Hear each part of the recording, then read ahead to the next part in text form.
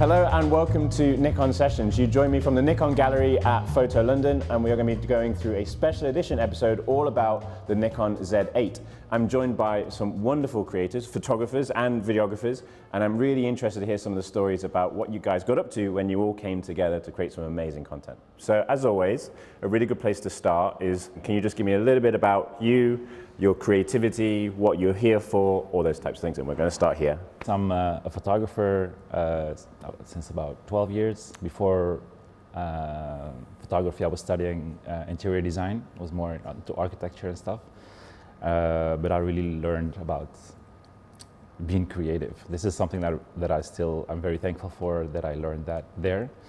But I wanted to be creative on more on a daily basis.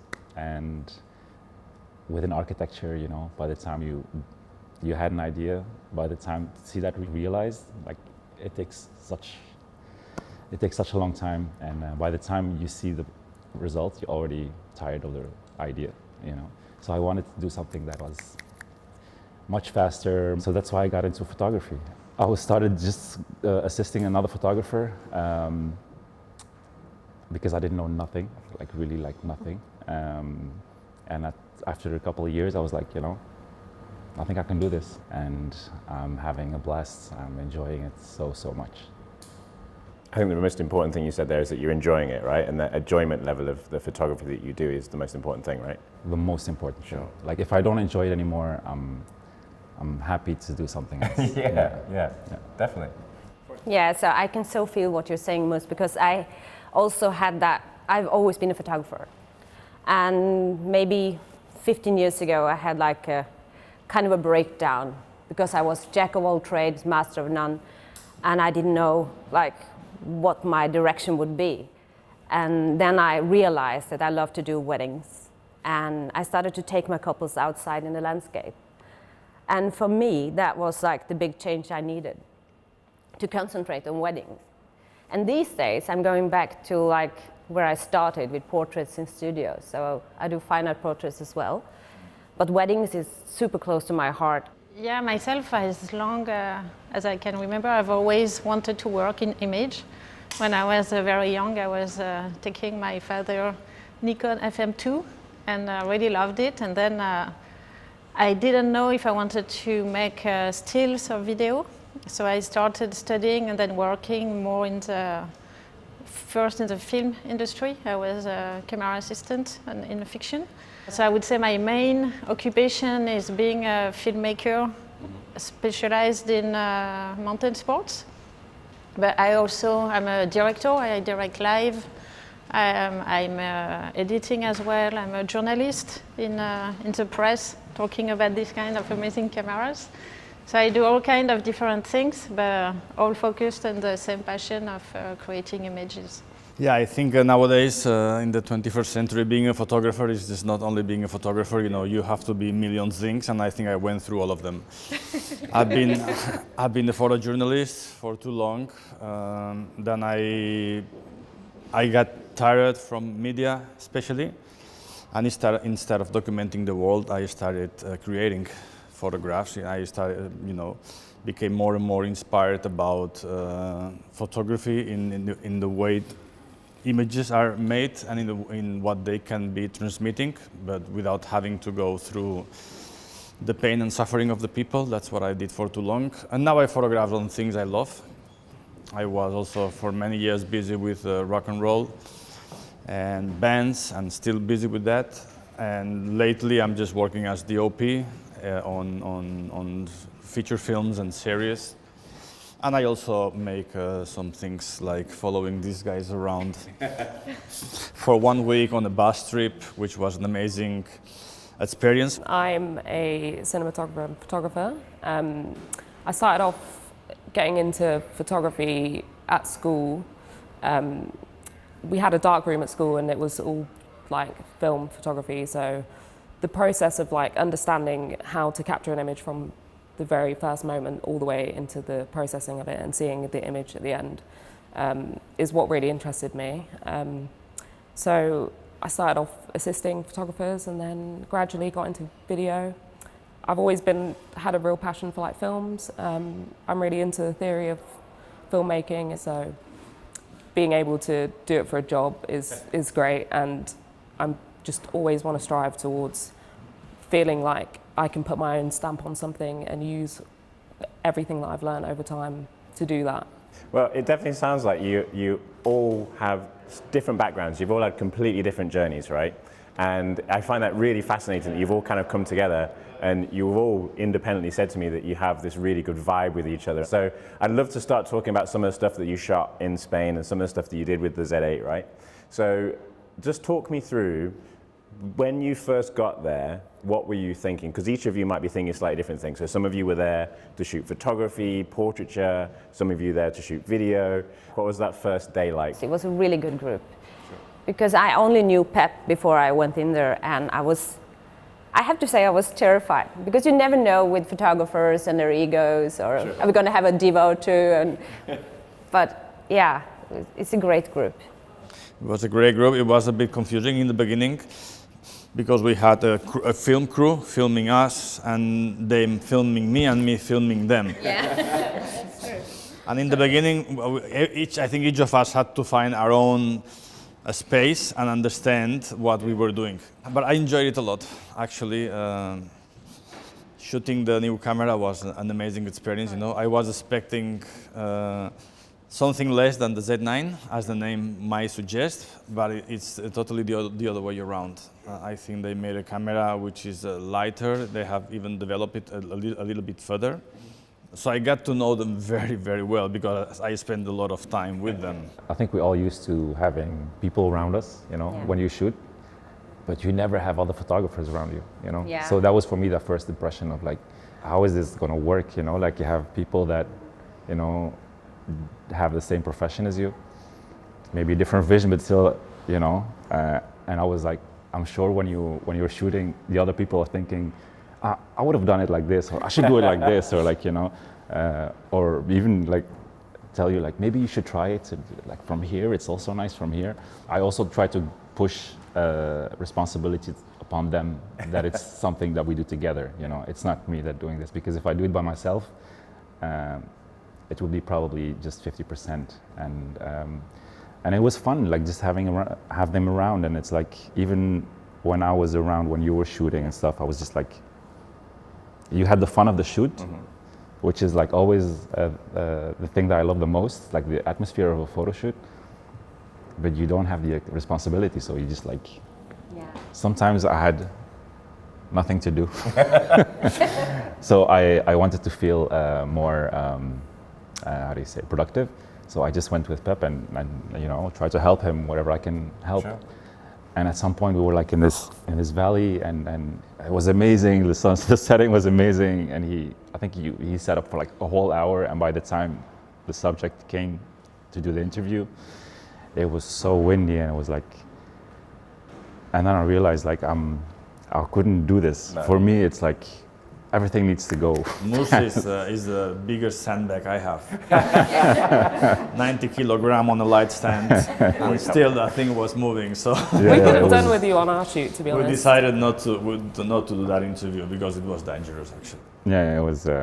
But again, like so many good memories. I swear, it's. I think when we met, we instantly felt that we share the same passion, even if we use it in different environments. And we have the same kind of lives. Yeah. So we understand each other instantly, much more maybe than some of our friends who have normal lives and don't always understand what we do and why we do it.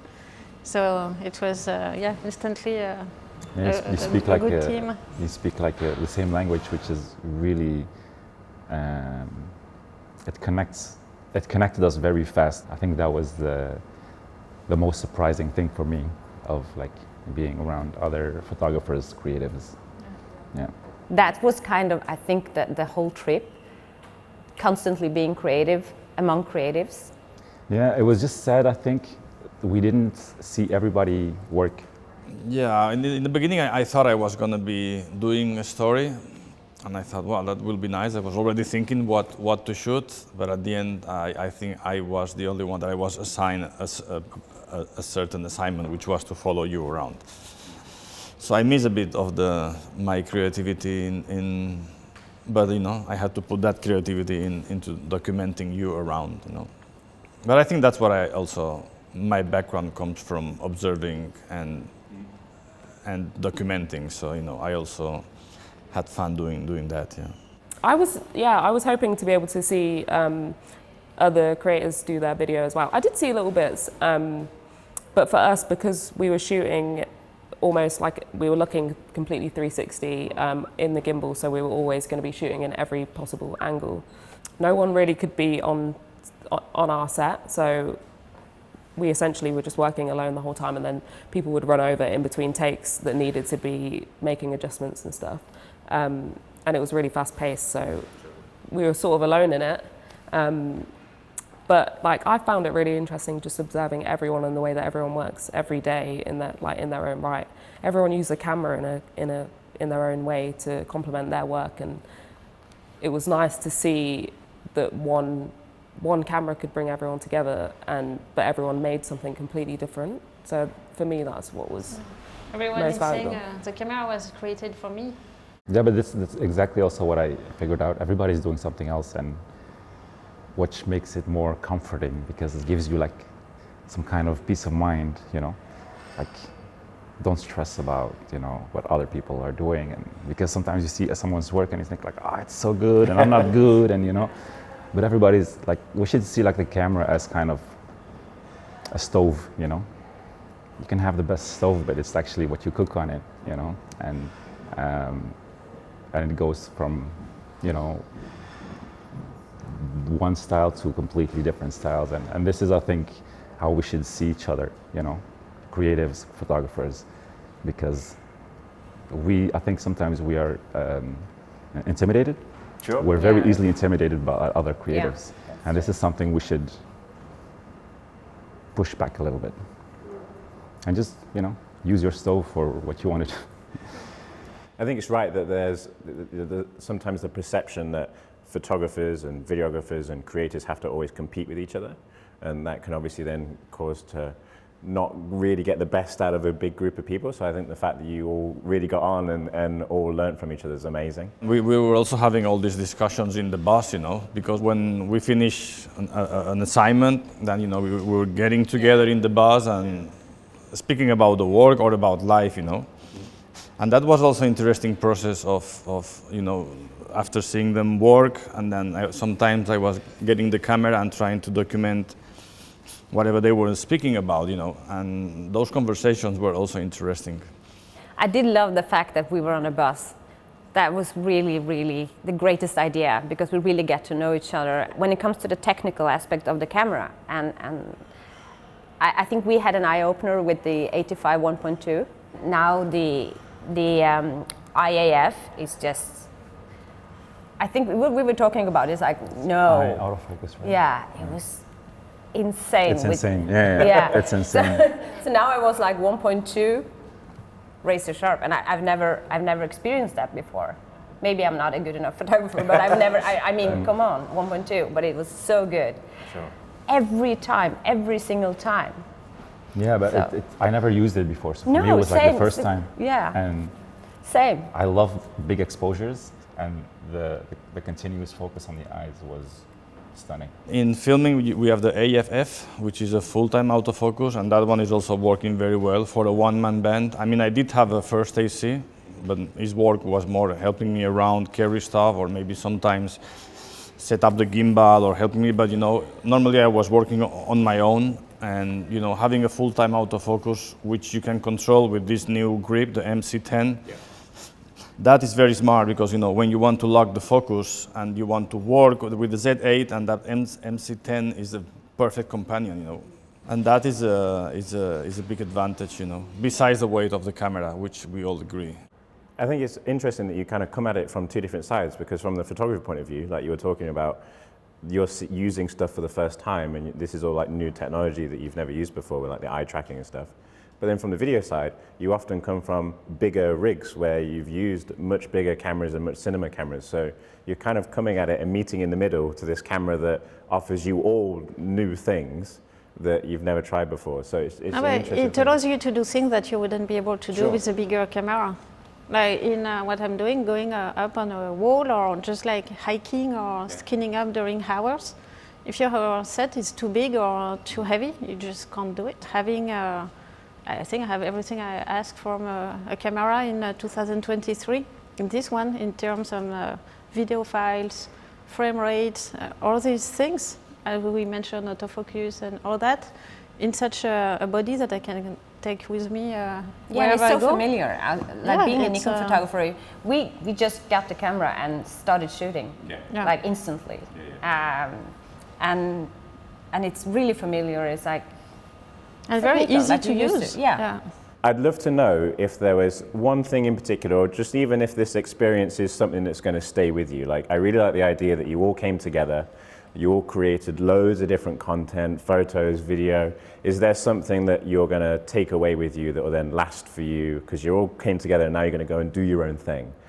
So what's kind of the next thing for you? What's your progress on from here?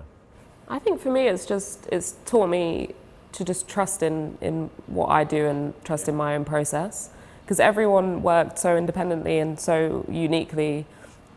It was nice just observing that and like, okay, I'm good. I can just keep doing what I'm doing and not stress about stuff. Everyone else is going through the same thing as me, and everyone else is on a journey to like make images that they want to and that tell their story. So like, I just want to keep doing that basically.